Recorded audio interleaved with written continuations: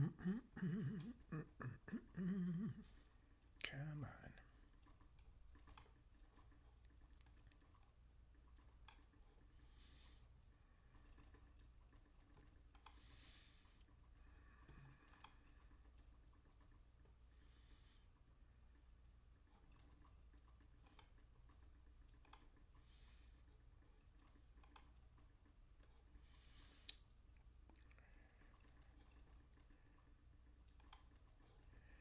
And there we go. Hello, my wild darlings. Good evening. It is December 21st. I am Tad. I will be here at least till I finish this story tonight. And lovely to have you with me. Good to be back after having been off for quite some time. I will largely dispense with all the explanations, summations, and other Asians about the last few months because I spent about 15, 20 minutes at the beginning of the previous reading talking about all that. Suffice to say, I was in Germany for 3 weeks, had an excellent time. Everybody was very, very kind and had a lovely experience there. But I was exhausted, came back, caught a cold that lasted another couple of weeks. Couldn't get anything done. So, right there, 5 or 6 weeks shot in terms of daily life and work and all that stuff. And then more recently, just dealing with the upcoming holidays, everybody's birthdays, Christmas, etc. And as I said, I cannot even guarantee how long I will read tonight, except I will read the story. But I've also got some kind of stomach bug now, which is apparently going around. So I am not feeling at my peak and most prime, but that's okay. I'm well enough to read, and I will read the story, which is The Snow Queen by Hans Christian Andersen, and we will begin that momentarily. Let me think if there's anything else I have to tell you. Oh, well, even after waiting for so very long and so very patiently for us to do this again, I will be disappointing you yet again because then the next couple of weeks are Christmas and New Year. I don't know what you guys are doing, but I know that I am going to have all kinds of family obligations. Now that I am the official eldest in the family, but not quite eldest enough yet to simply go, I'm too old. You people go on without me. Leave me here by the trail to die.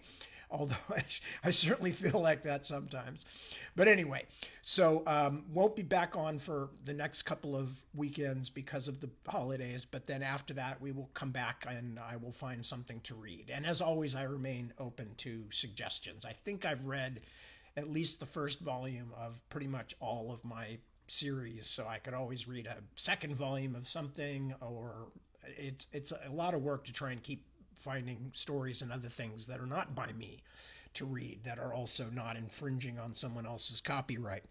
But anyway, so the too long didn't read on life for those who don't want to go back or won't have time for a while to go back is that everybody here, we're all fine, except for a few minor illnesses. I'm fine. Working on The Splintered Sun, which has had its first draft and polish up, and now I am doing the final draft of it with feedback from various other folk as it comes in. And what else? Dogs are doing well. Johnny and Lemon, would not dare to claim that they are best buddies. But they are definitely in much better shape than they were over the summer, or God forbid, the spring when we first introduced Lemon into the household. So the dogs are doing okay. They are, if not, Johnny is at least reconciled to the fact that she's not going anywhere and they don't fight. Johnny tends to avoid her, but Johnny is old. And as I've said many a time, I totally get it. He's like, she always wants to play. She jumps. She wants to play ball. She wants to play tug. As a result, we have put her in a doggy daycare, which is just actually she goes to somebody's house where they have dogs and a couple of other people's dogs come. And she gets at least 2 days a week where she can play and romp with other dogs who are much more satisfying than poor old Johnny, who just wants to be left alone, which, as I said, I empathize. Anyway, so anything else? No, but let me check and see if anybody has showed up, and I will say hello to the people who have. And there is Angie at the top of the list. Hello, Angie. Good to see you. Medardo. Hola, señor. Es un placer verse, como siempre. And who else? Chris Fab. Hello again. Good to see you, Chris, as always. I did mention to Deb that you were inquiring politely about whether you were going to hear back from us or from her specifically. So I'll check again on that later. Mark Craigbaum, my old buddy, says no word on the fate of poor wee Gaga from last night. Yeah, we never did find out about Gaga, did we? Benchley kind of skipped over that. There may have been some guilty conscience on his part. Maybe they never did find Gaga. Maybe Gaga just vanished into the woods. For those who were not listening last night and don't understand what we're talking about, I was reading Robert Benchley's A Good Old-Fashioned Christmas, and at one point when he's talking about how miserable it is going out into the country for Christmas, and Grandpa's taking them in from the train station on the sled, and and young Gaga, who's supposed to be one of the Benchley kids, falls off the sleigh, and the narrator says, oh, she's a clever child. She'll find her way. And we never do hear if Gaga actually ever made it or not. So Mark's concern is well placed. Anyway, who else is here? Tracy McClatchy calling in with greetings from Lake Mead, or not calling in. We're not a radio talk show, but checking in with greetings from Lake Mead. It's good to see you too. Christy, hello, Christy. That's quite all right that you weren't here last night, and fortunately we record all of these, so if you actually want to see it or hear it, then it's available. And there's Isaac. Hello, Isaac. Good to see you again. Isaac was with us last night. Wife Naomi said she missed your voice. Wow, Naomi needs to get out more often. I find my voice incredibly annoying, but hey, if I had a real voice, I probably would have stayed in radio or theater and wouldn't have wound up going into writing. So I guess the theater world's loss, well, maybe it's writing's loss too. I don't know. Anyway, it's a lose-lose kind of a situation. No, thank you. Tell Naomi I said that is very sweet and I appreciate it. Claudia. Hello, Claudia. Good to see you as always. Emily and Emily Bell. Hello, hello. Good to see you too. And wishing everyone joy these holidays. Yes, absolutely. Joy to everybody. It has been in somewhat short supply for some of us during the last year, and we're hoping that next year will bring better things for everyone, and especially comfort and hope to those who most need it. So yes, absolutely. Thank you, Kelly, and good to see you too. Who else? Susan Shamblin. Hello, greetings, and greetings to you too. And I will feel better. It's apparently that this thing is going around. It's a norovirus or something, and it's no fun. But our daughter has it as well, so that's why I think that's what it is. And it's also lasted several days, which is not normal with ordinary like food poisoning or something. Anyway, but let's not talk about my stomach and lower GI tract, because that's not really that interesting, and in fact it's kind of creepy. So but yes, I'm sure I will feel better soon. Ray Weatherford, hello, greetings to you. Good to see you. And Christy, good to see you too. Did I not say hello to Christy already? No, I guess I didn't. So hello. Where did we go? Oh no, I did say hello to Christy already. Anyway, I'll be okay. I'm glad that I'm not having to do anything more physically strenuous than read today. Mike Schaefer checking in from Idaho. Happy holidays to you too, and to your family as well, Mike. Pleasure to have you with us. Who else is here? Tim Speckens. Hello, Tim. Good to have you. Happy solstice and season's greetings. Happy holidays and Merry Christmas. See more, it says on this post. Happy Hanukkah and Happy New Year. Yes, indeed. All of those things to everyone. Pamela Fitzpatrick checks in and says, hello, and Merry Solstice. And same back at you. Jill Pace Brunker checking in from Concord, California. Hiya, good to see you too, and joyous solstice also. Leah Welsh Van Dinther says, hello there, Mr. Williams. And I would say Mr. Williams is my dad, except my dad was Mr. Evans, because I never knew my real dad, or my biological dad. My dad who passed a couple of years ago was my real dad, as far as I'm concerned, biology notwithstanding. Lena, hi, checking in from New Zealand. Hello, longtime fan of my work. Well, thank you so much, Lena, and a pleasure to have you. New Zealand is one of my favorite places. I've only been there 2 or 3 times, but had a lovely time. Really enjoyed it, and in fact, there are points during the last the last decade, the last political decade, where Deborah and I have looked longingly at New Zealand as a potential place to flee to. But hey, I'm an American. I'm in for the long run. But anyway, I do love New Zealand and have several friends there, and would love to get back and see everybody. And then we've also got Margaret Messineo, or Messineo, I've never known how that's pronounced, saying hello, Tad, and everyone. So that's a hello to all of you from Margaret as well. And now I am going to start reading. And one of the reasons I am reading this story, it's not strictly a Christmas story, although it is a winter story, and it is a Christian sub-theme that runs through this, but it's far more than that. It's a much more complicated story than that. Most of you know Hans Christian Andersen. If you don't, I would remind you of The Little Mermaid, which Deb and I actually went to go see the statue when we were in Copenhagen, the famous Little Mermaid statue. We happened to be staying at a hotel not far from there, so we actually walked over to see it, and us and a lot of other tourist types. And it really is quite a beautiful statue. I'm sure if you look around on our one of our Facebook pages, there, especially Deb's, I would think there would be some pictures of us standing around in front of the mermaid statue looking like tourists. But anyway, Hans Christian Andersen, of course, wrote many, many, many famous what are called fairy tales, or sometimes called children's stories. And one of the really interesting things about this story is how it both weaves together strands from many other older tales, but also how it was in some ways the foundation, or at least an influence on many later tales, including, I would say, C.S. Lewis's Narnia books. And you will see why as we go. So if nothing else, you can play old story bingo with this story. So with no further ado, because I don't know how long I'm going to last tonight, I'm going to start reading The Snow Queen. I will finish the story, but whether it takes 30 minutes or 65 minutes, I have no idea, because it's in tiny little print. And so it's hard to judge, and no mention of word count or anything.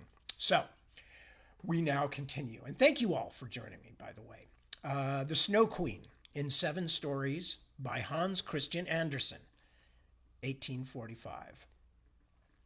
Story the first, which describes a looking glass and the broken fragments. You must attend the commencement of this story, for when we get to the end, we shall know more than we do now about a very wicked hobgoblin. He was one of the very worst, for he was a real demon. One day, when he was in a merry mood, he made a looking glass which had the power of making everything good or beautiful that was reflected in it almost shrink to nothing, while everything that was worthless and bad looked increased in size and worse than ever. The most lovely landscapes appeared like boiled spinach, and the people became hideous and looked as if they stood on their heads and had no bodies. Their countenances were so distorted that no one could recognize them, and even one freckle on the face appeared to spread over the whole of the nose and mouth. The demons said this was very amusing. When a good or pious thought passed through the mind of anyone, it was misrepresented in the glass. And then how the demon laughed at his cunning invention. All who went to the demon's school, for he kept a school, talked everywhere of the wonders they had seen, and declared that people could now, for the first time, see what the world and mankind were really like. They carried the glass about everywhere, till at last there was not a land nor a people who had not been looked at through this distorted mirror. They wanted even to fly with it up to heaven to see the angels, but the higher they flew, the more slippery the glass became, and they could scarcely hold it, till at last it slipped from their hands, fell to the earth, and was broken into millions of pieces. But now the looking-glass caused more unhappiness than ever, for some of the fragments were not so large as a grain of sand, and they flew about the world into every country. When one of these tiny atoms flew into a person's eye, it stuck there, unknown to him, and from that moment he saw everything through a distorted medium, or could see only the worst side of what he looked at, for even the smallest fragment retained the same power which had belonged to the whole mirror. Some few persons even got a fragment of the looking-glass in their hearts, and this was very terrible, for their hearts became cold like a lump of ice. A few of the pieces were so large that they could be used as window panes. It would have been a sad thing to look at our friends through them. Other pieces were made into spectacles. This was dreadful for those who wore them, for they could see nothing either rightly or justly. At all this the wicked demon laughed till his sides shook. It tickled him so to see the mischief he had done. There were still a number of these little fragments of glass floating about in the air, and now you shall hear what happened with one of them. Second story, a little boy and a little girl. In a large town, full of houses and people, there is not room for everybody to have even a little garden. Therefore, they are obliged to be satisfied with a few flowers in flower pots. In one of these large towns lived two poor children who had a garden something larger and better than a few flower pots. They were not brother and sister, but they loved each other almost as much as if they had been. Their parents lived opposite to each other in two garrets, where the roofs of neighboring houses projected out towards each other, and the water pipe ran between them. In each house there was a little window, so that anyone could step across the gutter from one window to the other. The parents of these children decided to place these two boxes across the water pipe, so that they reached from one window to the other and looked like two banks of flowers. Sweet peas drooped over the boxes, and the rose bushes shot forth long branches which were trained round the windows and clustered together almost like a triumphal arch of leaves and flowers. The boxes were very high, and the children knew they must not climb upon them without permission, but they were often, however, allowed to step out together and sit upon their little stools under the rose bushes or play quietly. In winter all this pleasure came to an end, for the windows were sometimes quite frozen over. But then they would warm copper pennies on the stove and hold the warm pennies against the frozen pane. There would be very soon a little round hole through which they could peep, and the soft bright eyes of the little boy and girl would beam through the hole at each window as they looked at each other. Their names were Kay and Gerda. In summer they could be together with one jump from the window, but in winter they had to go up and down the long staircase and out through the snow before they could meet. "See, there are white bees swarming," said Kay's old grandmother one day when it was snowing. "Have they a queen bee?" asked the little boy, for he knew that the real bees had a queen. "To be sure they have," said the grandmother. "She is flying there where the swarm is thickest. She is largest of them all, and never remains on the earth, but flies up to the dark clouds. Often at midnight she flies through the streets of the town and looks in at the windows. Then the ice freezes on the panes into wonderful shapes that look like flowers and castles." "Yes, I have seen them," said both the children, and they knew it must be true. Can the Snow Queen come in here?" asked the little girl. "Only let her come," said the boy. "I'll set her on the stove, and then she'll melt." Then the grandmother smoothed his hair and told him some more tales. One evening, when little Kay was at home, half undressed, he climbed on a chair by the window and peeped out through the little hole. A few flakes of snow were falling, and one of them, rather larger than the rest, alighted on the edge of one of the flower boxes. This snowflake grew larger and larger, till at last it became the figure of a woman, dressed in garments of white gauze, which looked like millions of starry snowflakes linked together. She was fair and beautiful, but made of ice, shining and glittering ice. Still, she was alive, and her eyes sparkled like bright stars, but there was neither peace nor rest in their glance. She nodded towards the window and waved her hand.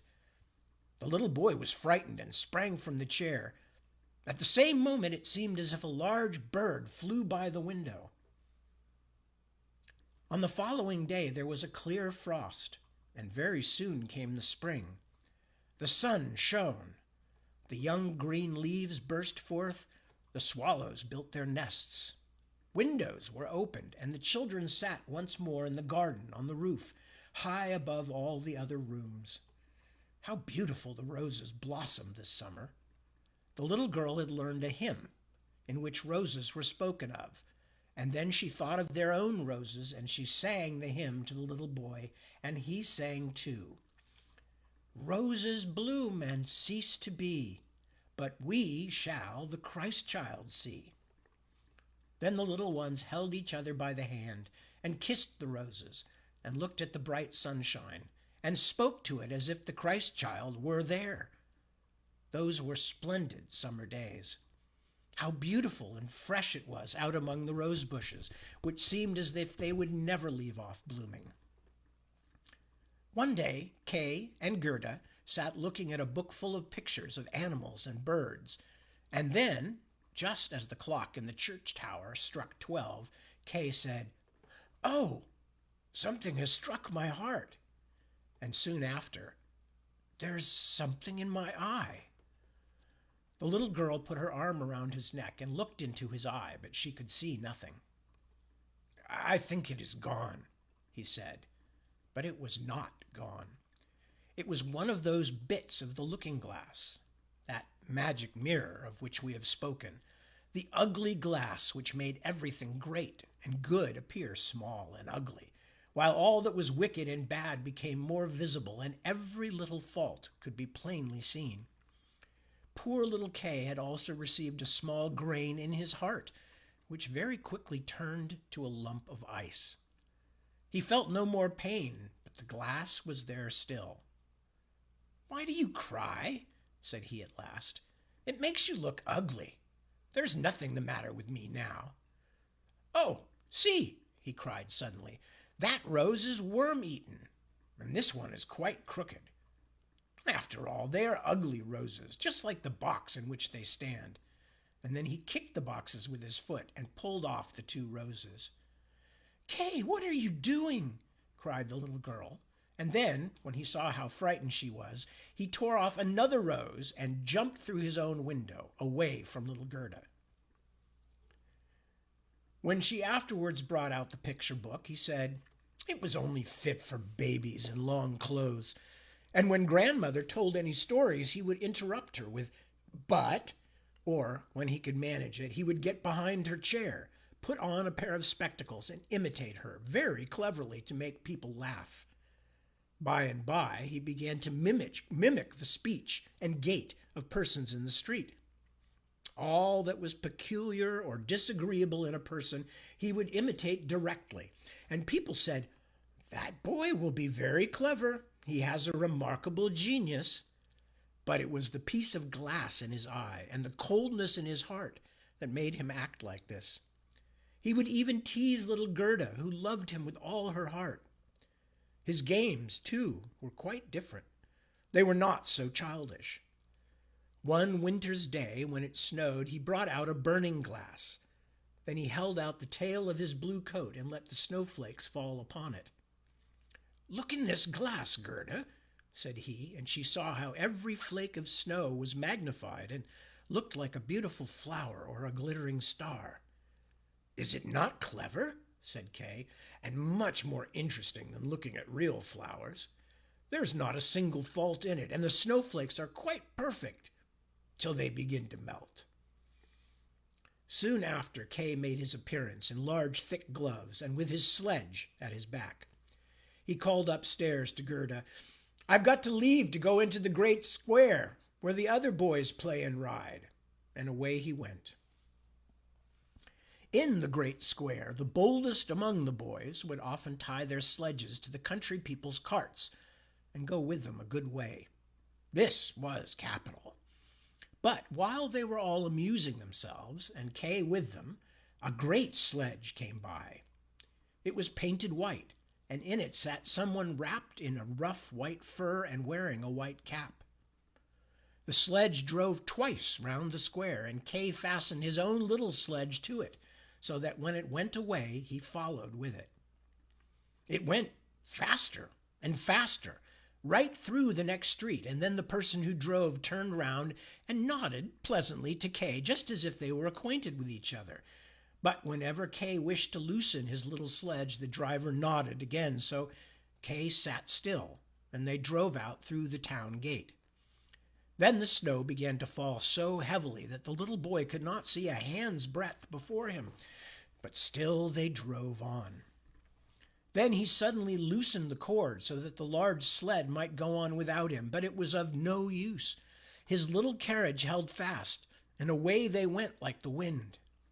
Then he called out loudly, but nobody heard him, while the snow beat upon him and the sledge flew onwards.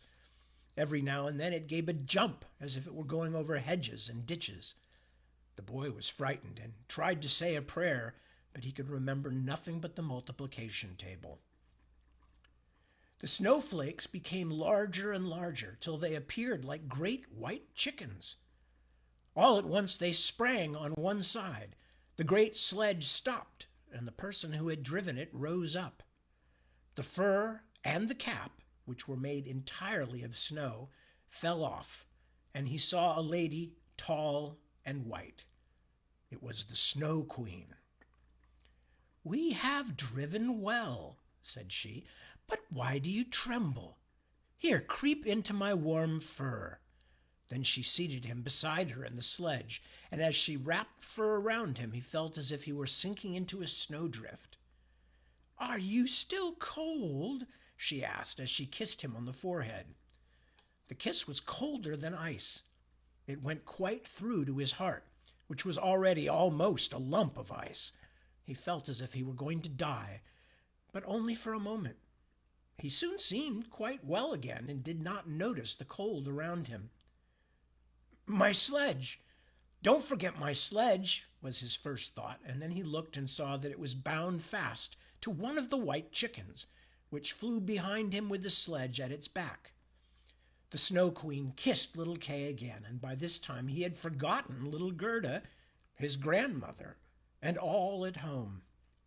"Now you must have no more kisses," she said, "or I should kiss you to death."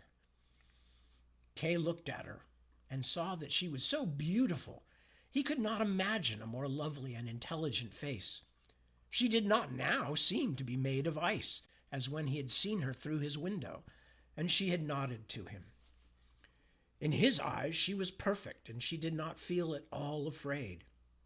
He told her he could do mental arithmetic as far as fractions, and that he knew the number of square miles and the number of inhabitants in the country. And she always smiled, so that he thought he did not know enough yet. And she looked round the vast expanse as she flew higher and higher with him upon a black cloud, while the storm blew and howled as if it were singing old songs. They flew over woods and lakes, over sea and land. Below them roared the wild wind. The wolves howled, and the snow crackled. Over them flew the black screaming crows, and above all shone the moon, clear and bright. And so Kay passed through the long winter's night, and by day he slept at the feet of the Snow Queen. Third story: The Flower Garden of the Woman Who Could Conjure. But how fared little Gerda during Kay's absence? What had become of him no one knew, nor could anyone give the slightest information, excepting the boys, who said that he had tied his sledge to another very large one, which had driven out through the street and out of the town gate. Nobody knew where it went. Many tears were shed for him, and little Gerda wept bitterly for a long time. She said she knew he must be dead, that he was drowned in the river which flowed close by the school. Oh, indeed, those long winter days were very dreary. But at last spring came with warm sunshine. Kay is dead and gone, said little Gerda. I don't believe it, said the sunshine. He is dead and gone, she said to the sparrows. We don't believe it, they replied, and at last little Gerda began to doubt it herself. I will put on my new red shoes, she said one morning, those that Kay has never seen, and then I will go down to the river and ask for him. It was quite early when she kissed her old grandmother, who was still asleep. Then she put on her red shoes and went quite alone out of the town gates toward the river. Is it true that you have taken my little playmate away from me? Said she to the river. I will give you my red shoes if you will give him back to me. And it seemed as if the waves nodded to her in a strange manner. Then she took off her red shoes, which she liked better than anything else, and threw them both into the river. But they fell near the bank, and the little waves carried them back to the land, just as if the river would not take from her what she loved best, because they hastened. Sorry, I lost it. And the little waves carried them back to the land, just as if the river would not take from her what she loved best, because they could not give her back little Kay. But she thought the shoes had not been thrown out far enough. Then she crept into a boat that lay among the reeds and threw the shoes out again to the farthest end of the boat into the water. But it was not fastened, and her movement sent it gliding away from the land. When she saw this, she was much frightened. And began to cry, but no one heard her except the sparrows, and they could not carry her to land, but they flew along by the shore and sang, as if to comfort her, Here we are! Here we are! The boat floated with the stream. Little Gerda sat quite still, with only her stockings on her feet. The red shoes floated after her, but she could not reach them because the boat kept so much in advance. The banks on each side of the river were very pretty. There were beautiful flowers, old trees, sloping fields in which cows and sheep were grazing, but not a man to be seen. Perhaps the river will carry me to little Kay, thought Gerda, and then she became more cheerful and raised her head and looked at the beautiful green banks. And so the boat sailed on for hours. At length she came to a large cherry orchard, in which stood a small red house with strange red and blue windows. It had also a thatched roof, and outside were 2 wooden soldiers that presented arms to her as she sailed past. Gerda called out to them, for she thought they were alive, but of course they did not answer, and as the boat drifted nearer to the shore, she saw what they really were. Then Gerda called still louder, and there came a very old woman out of the house, leaning on a crutch. She wore a large hat to shade her from the sun, and on it were painted all sorts of pretty flowers. You poor little child, said the old woman, how did you manage to come all this distance into the wide world on such a rapid rolling stream? And then the old woman walked in the water, seized the boat with her crutch, drew it to land, and lifted Gerda out. And Gerda was glad to feel herself on dry ground, although she was rather afraid of the strange old woman. Come and tell me who you are, said she, and how you came here. Then Gerda told her everything, while the old woman shook her head and said, Hem. And when she had finished, Gerda asked if she had not seen little Kay. And the old woman told her he had not passed by that way, but he very likely would come. So she told Gerda not to be sorrowful, but to taste the cherries and look at the flowers. They were better than any picture book, for each of them could tell a story.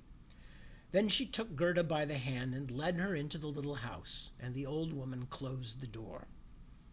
The windows were very high, and as the panes were red, blue, and yellow, the daylight shone through them in all sorts of singular colors.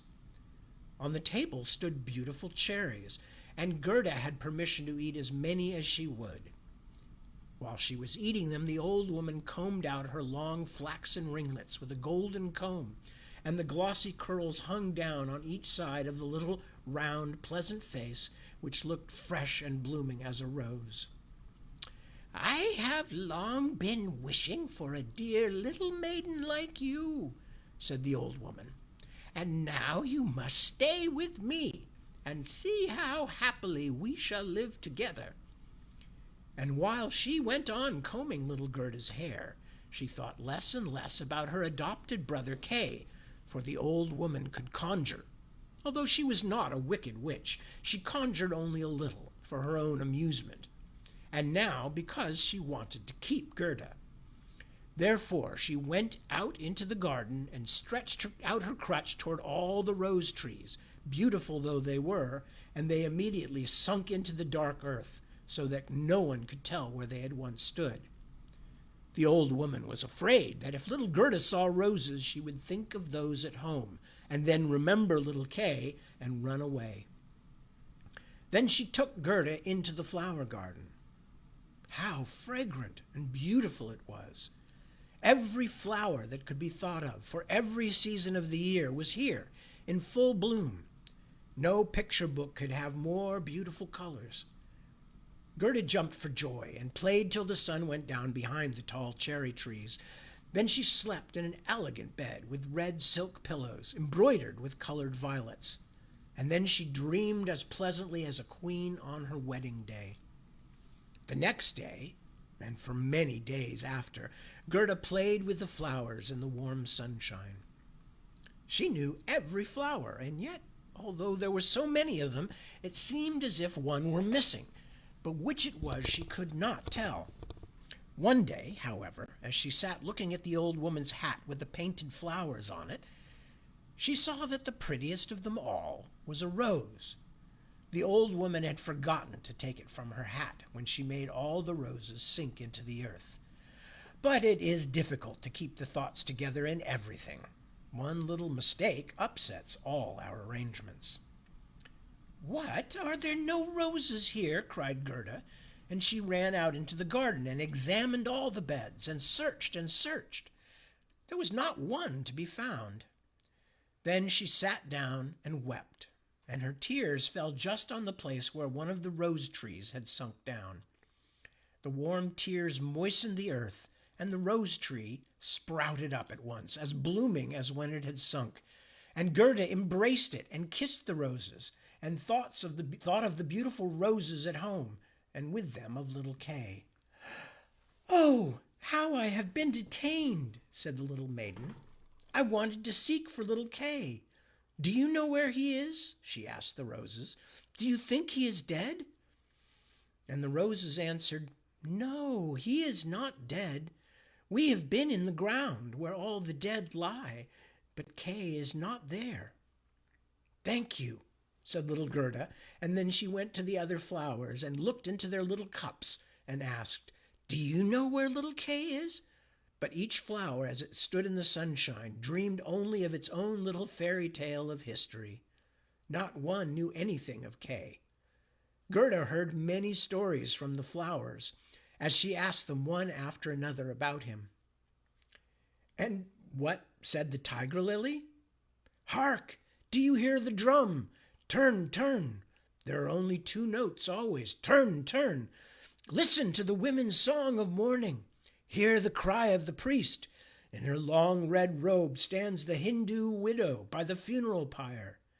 The flames rise around her as she places herself on the dead body of her husband.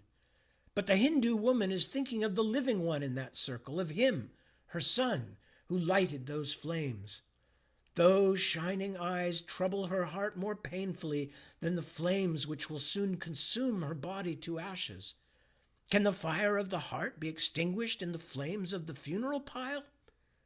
"I don't understand that at all," said little Gerda. "That is my story," said the tiger lily. "What says the convolvulus?" "Near yonder narrow road stands an old knight's castle. Thick ivy creeps over the old ruined walls, leaf over leaf, even to the balcony in which stands a beautiful maiden. She bends over the balustrade and looks up the road. No rose on its stem is fresher than she. No apple blossom, wafted by the wind, floats more lightly than she moves. Her rich silk rustles as she bends over and exclaims, "Will he not come?" "Is it Kay, you mean?" asked Gerda.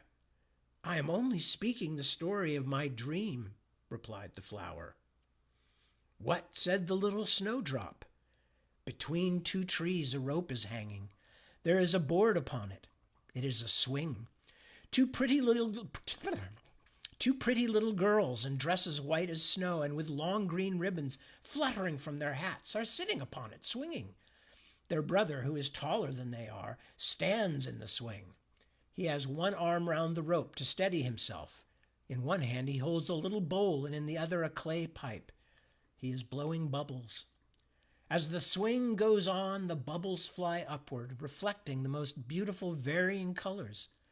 The last still hangs from the bowl of the pipe and sways in the wind. On goes the swing, and then a little black dog comes running up. He is almost as light as the bubble, and he raises himself on his hind legs and wants to be taken into the swing, but it does not stop, and the dog falls. Then he barks and gets angry. The children stoop towards him, and the bubble bursts. A swinging plank, a light sparkling foam picture. That is my story. "It may be all very pretty what you are telling me," said little Gerda, "but you speak so mournfully, and you do not mention little Kay at all." "What do the hyacinths say?" "There were 3 beautiful sisters, fair and delicate. The dress of one was red, of the second blue, and of the third pure white. Hand in hand they danced in the bright moonlight by the calm lake, but they were human beings, not fairy elves. The sweet fragrance attracted them, and they disappeared in the wood. Here the fragrance became stronger. 3 coffins, in which lay the 3 beautiful maidens, glided from the thickest part of the forest across the lake. The fireflies flew lightly over them like little floating torches. Do the dancing maidens sleep, or are they dead? The scent of the flower says that they are corpses. The evening bell tolls their knell." "You make me quite sorrowful," said little Gerda. "Your perfume is so strong you make me think of the dead maidens." "Oh, is little Kay really dead then? The roses have been in the earth, and they say no." "Cling, clang," tolled the hyacinth bells. "We are not tolling for little Kay. We do not know him. We sing our song, the only one we know." Then Gerda went to the buttercups that were glittering amongst the bright green leaves. "You are little bright sun," said Gerda. "Tell me if you know where I can find my playfellow." And the buttercups sparkled gaily and looked again at Gerda. What song could the buttercups sing? It was not about Kay. The bright sun, the bright warm sun, shone on a little court on the first warm day of spring. His bright beams rested on the white walls of the neighboring house, and close by bloomed the first yellow flower of the season, glittering like gold in the sun's warm ray. An old woman sat in her armchair at the house door, and her granddaughter, a poor and pretty servant maid, came to see her for a short visit. When she kissed her grandmother, there was gold everywhere, the gold of the heart in that holy kiss. It was a golden morning. There was gold in the beaming sunlight, gold in the leaves of the lowly flower, and on the lips of the maiden. "There, that is my story," said the buttercup. "Ah, my poor old grandmother," sighed Gerda. "She is longing to see me, and grieving for me as she did for little Kay, but I shall soon go home now and take little Kay with me. It is no use asking the flowers. They know only their own songs and can give me no information." And then she tucked up her little dress that she might run faster, but the narcissus caught her by the leg as she was jumping over it, so she stopped and looked at the tall yellow flower and said, "Perhaps you may know something?" Then she stooped down quite close to the flower and listened. And what did he say? "I can see myself. I can see myself," said the narcissus. "Oh, how sweet is my perfume! Up in a little room with a bow window, with a bow window, stands a little dancing girl, half undressed. She stands sometimes on one leg and sometimes on both, and looks as if she would tread the whole world under her feet. She is nothing but a delusion. She is pouring water out of a teapot on a piece of stuff which she holds in her hand. It is her bodice. Cleanliness is a good thing, she says. Her white dress hangs on a peg. It has also been washed in the teapot and dried on the roof. She puts it on and ties a saffron-colored handkerchief around her neck, which makes the dress look whiter. See how she stretches out her legs as if she were showing off on a stem. I can see myself. I can see myself. What do I care for all that? Said Gerda. You need not tell me such stuff. And then she ran to the other end of the garden. The door was fastened, but she pressed against the rusty latch, and it gave way. The door sprang open, and little Gerda ran out with bare feet into the wide world. She looked back 3 times, but no one seemed to be following her. At last she could run no longer, so she sat down to rest on a great stone, and when she looked round she saw that the summer was over, and autumn very far advanced. She had known nothing of this in the beautiful garden, where the sun shone and the flowers grew all the year round. Oh, how I have wasted my time, said little Gerda. It is autumn. I must not rest any longer. And she rose up to go on. But her little feet were wounded and sore, and everything around her looked so cold and bleak. The long willow leaves were quite yellow. The dewdrops fell like water. Leaf after leaf dropped from the trees. The sloe thorn alone still bore fruit, but the sloes were sour and set the teeth on edge. Oh, how dark and weary the whole world appeared. 4th story, The Prince and the Princess. By the way, stopping for a moment, it looked like this is going to be quite a bit longer than the top of the hour, but as I said, I'm going to finish it. You don't have to stay tuned in if you don't want the extra half an hour. It's now looking like it might be, or 25 minutes or whatever. But you can feel free to check in with it when it's recorded and up online on YouTube. Anyway, 4th story, The Prince and Princess. Gerda was obliged to rest again, and just opposite the place where she sat, she saw a great crow come hopping across the snow toward her. He stood looking at her for some time, and then he wagged his head and said, "Caw, caw! Good day, good day." He pronounced the words as plainly as he could, because he meant to be kind to the little girl, and then he asked her where she was going all alone in the wide world. The word alone Gerda understood very well and knew how much it expressed. So she told the crow the whole story of her life and adventures, and asked if he had seen little Kay. The crow nodded his head very gravely and said, "Perhaps I have.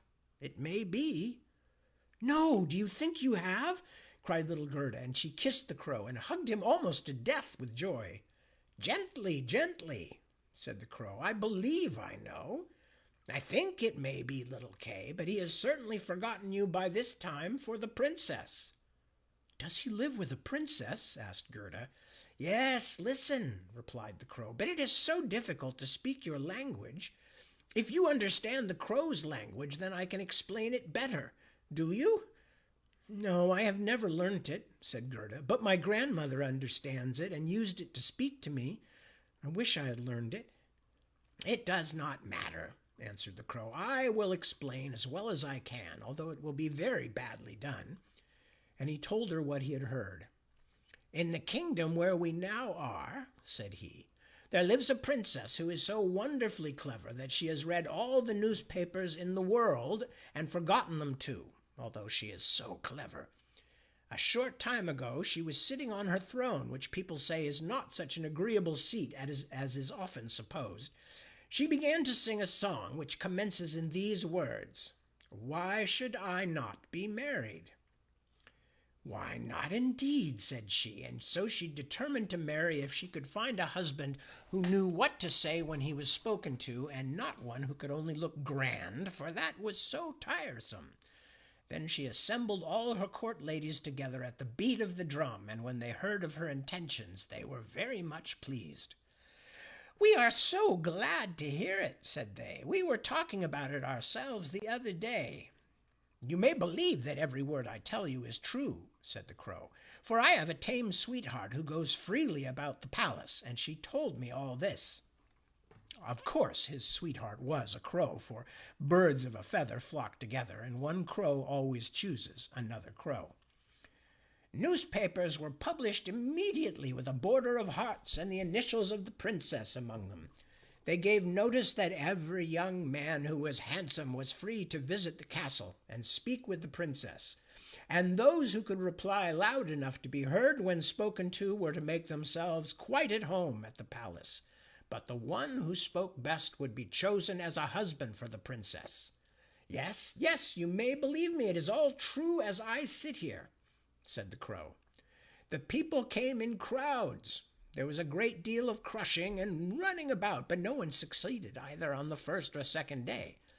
They could all speak very well while they were outside in the streets, but when they entered the palace gates, but when they opened the palace gates, sorry, I've lost this here. But when they entered the palace gates and saw the guards in silver uniforms and the footmen in their golden livery on the staircase and the great halls lighted up, they became quite confused. And when they stood before the throne on which the princess sat, they could do nothing but repeat the last words she had said, and she had no particular wish to hear her own words over again. It was just as if they had all taken something to make them sleepy while they were in the palace, for they did not recover themselves nor speak till they got back again into the street. There was quite a long line of them reaching from the town gate to the palace. I went myself to see them. They were hungry and thirsty, for at the palace they did not get even a glass of water.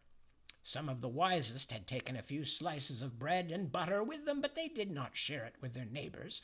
They thought if they went into the princess looking hungry, there would be a better chance for themselves. "But Kay, tell me about little Kay," said Gerda. "Was he amongst the crowd?" "Stop a bit, we are just coming to him.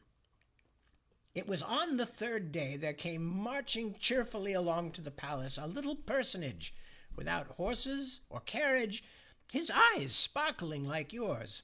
He had beautiful long hair, but his clothes were very poor." "That was Kay," said Gerda joyfully. "Oh, then I have found him," and she clapped her hands. "He had a little knapsack on his back," added the Crow.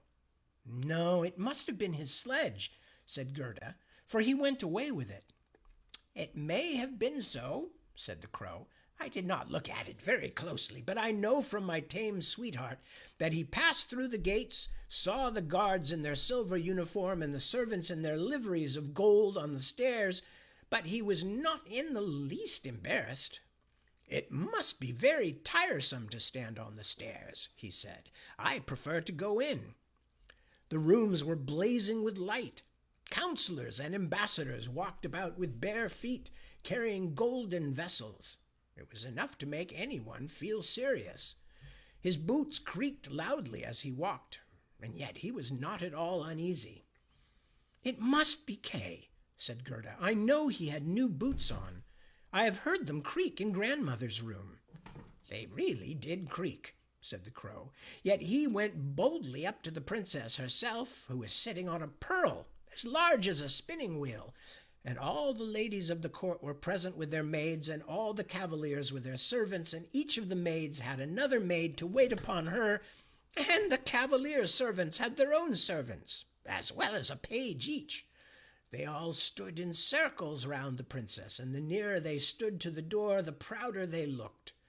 The servants' pages, who always wore slippers, could hardly be looked at. They held themselves up so proudly by the door. 'It must be quite awful,' said little Gerda. 'But did Kay win the princess?' 'If I had not been a crow,' said he, 'I would have married her myself, although I am engaged. He spoke just as well as I do when I speak the crow's language. So I heard from my tame sweetheart. He was quite free and agreeable, and said he had not come to woo the princess, but to hear her wisdom. And he was as pleased with her as she was with him.' 'Oh, certainly that was Kay,' said Gerda. Oh, certainly that was Kay, said Gerda. He was so clever. He could work mental arithmetic and fractions. Oh, will you take me to the palace? It is very easy to ask that, replied the crow, but how are we to manage it? However, I will speak about it to my tame sweetheart and ask her advice, for I must tell you it will be very difficult to gain permission for a little girl like you to enter the palace. Oh, yes, but I shall gain permission easily, said Gerda, for when Kay hears that I am here, he will come out and fetch me in immediately. Wait for me here by the palings, said the crow, wagging his head as he flew away. It was late in the evening before the crow returned. Caw, caw, he said. She sends you greeting, and here is a little roll which she took from the kitchen for you. There is plenty of bread there, and she thinks you must be hungry.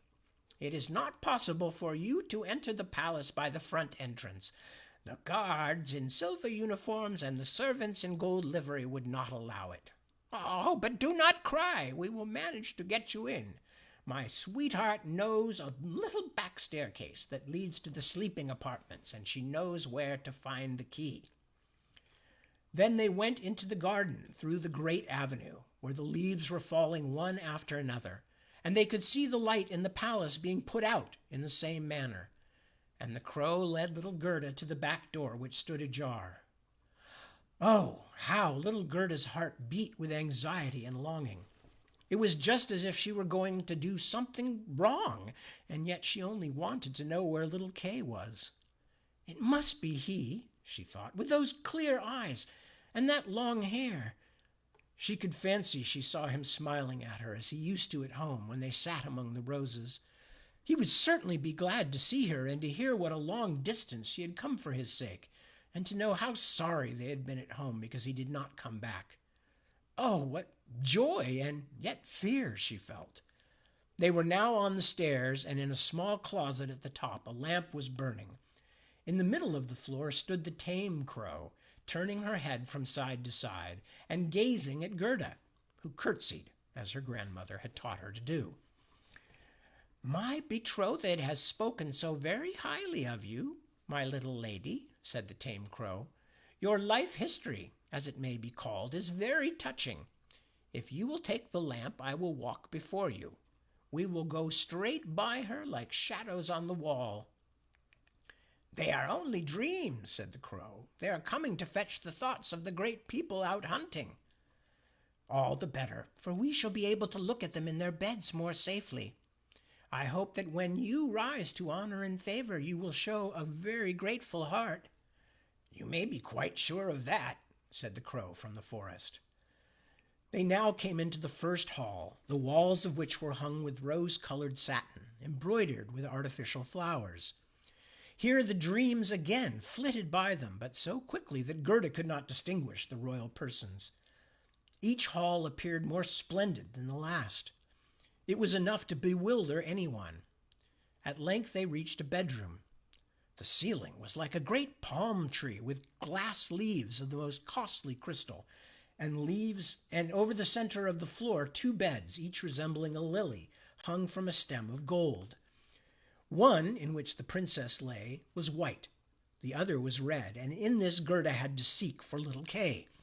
She pushed one of the red leaves aside and saw a little brown neck. Oh, that must be Kay! She called his name out quite loud and held the lamp over him. The dreams rushed back into the room on horseback. He woke and turned his head round. It was not little Kay. The prince was only like him in the neck.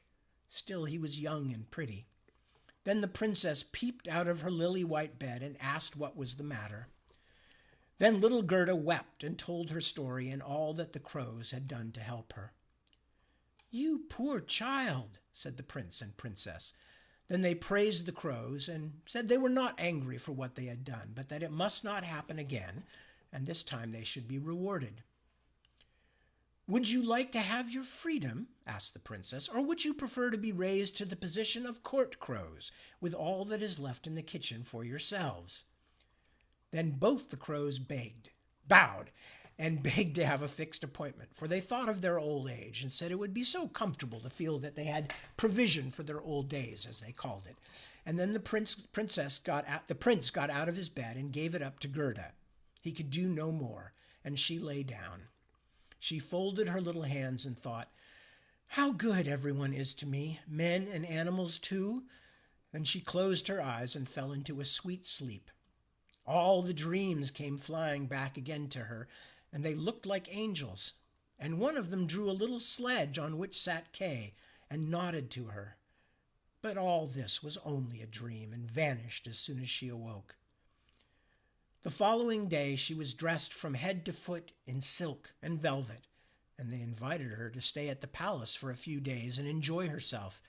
But she only begged for a pair of boots and a little carriage and a horse to draw it, so that she might go into the wide world to seek for Kay.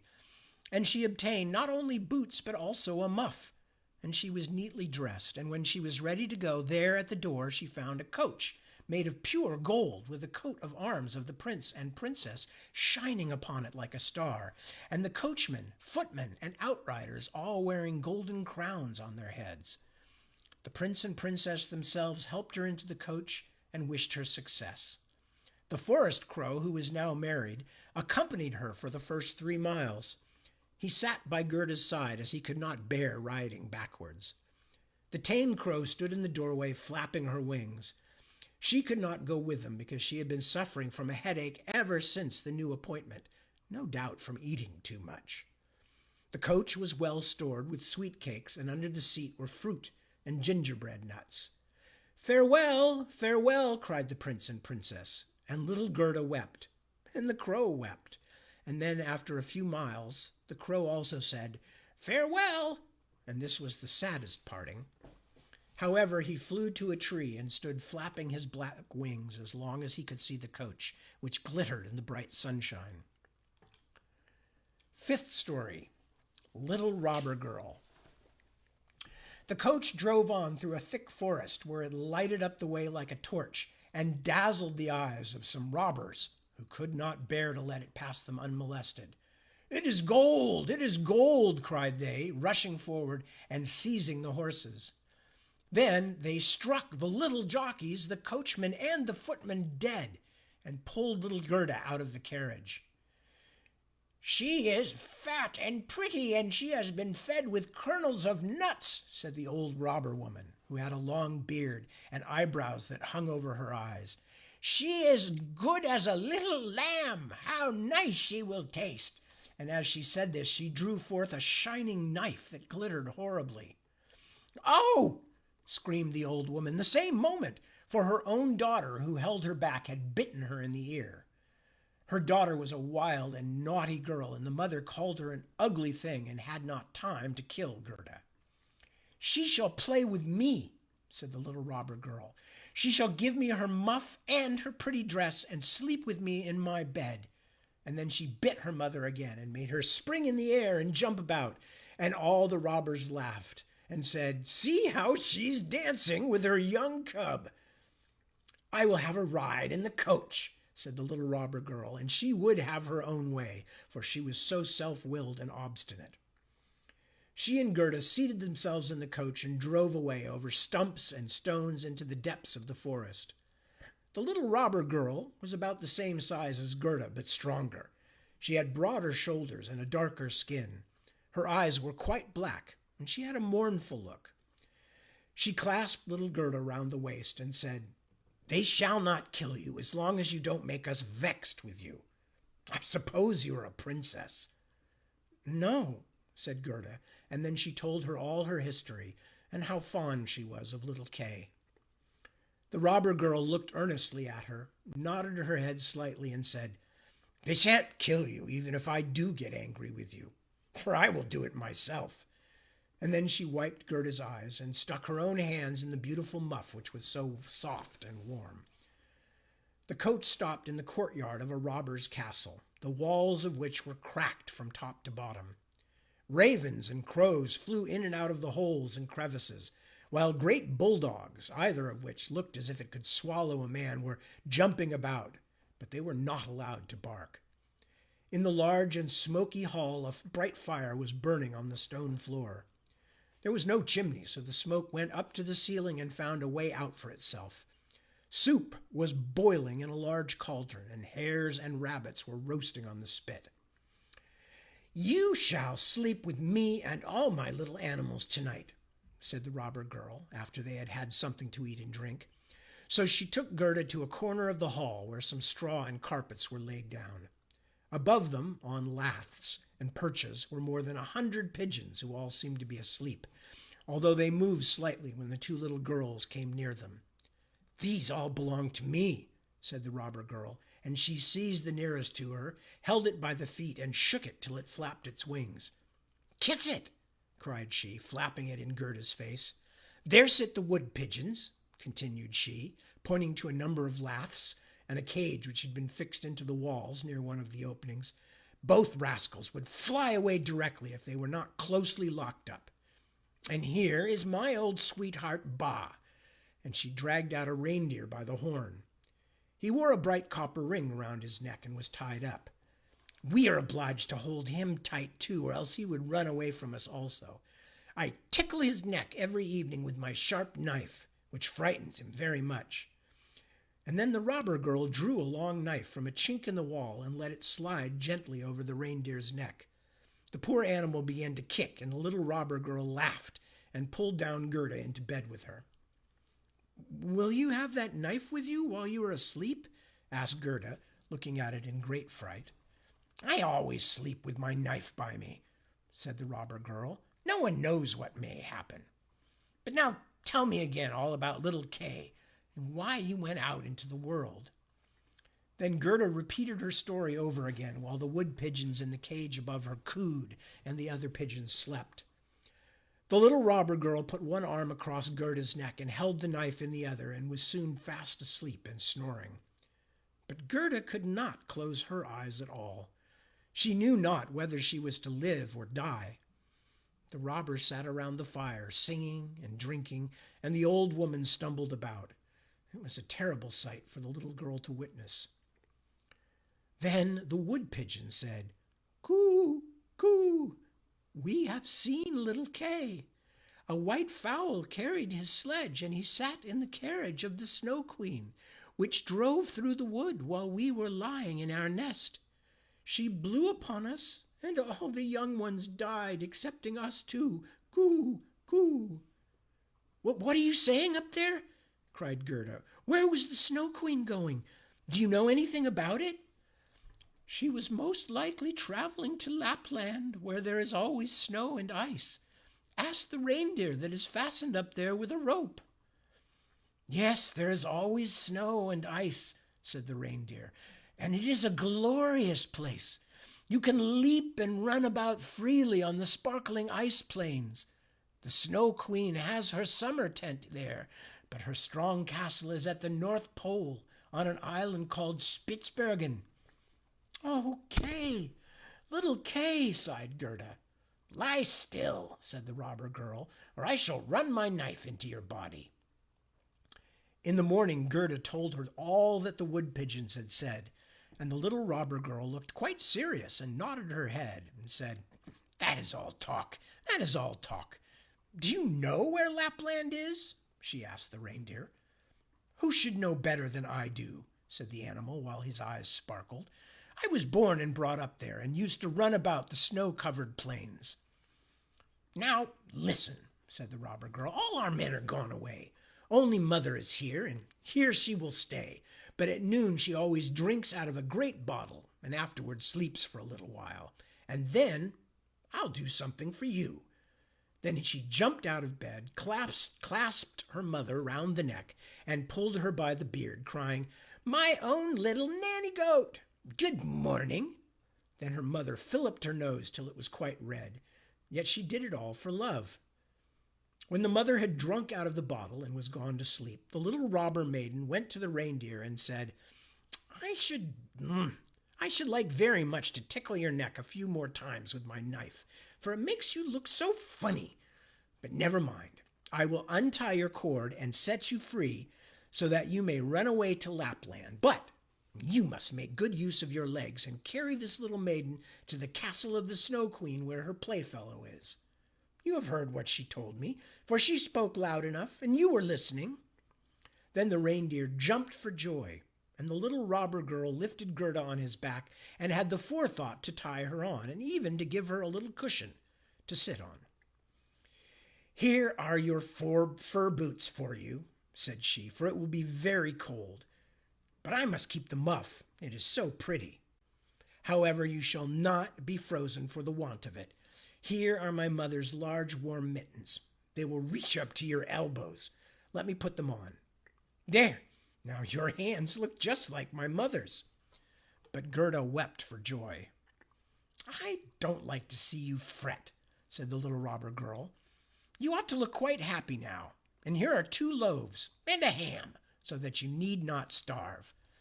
These were fastened on the reindeer, and then the little robber maiden opened the door, coaxed in all the great dogs, and then cut the string with which the reindeer was fastened with her sharp knife, and said, "Now run, but mind you take good care of the little girl." And then Gerda stretched out her hand with a great mitten on it toward the little robber girl and said, "Farewell." And away flew the reindeer over stumps and stones, through the great forest, over marshes and plains as quickly as he could. The wolves howled, and the ravens screamed, while up in the sky quivered red lights like flames of fire. "There are my old northern lights," said the reindeer. "See how they flash." And he ran on day and night, still faster and faster. But the loaves and ham were all eaten by the time they reached Lapland. 6th story.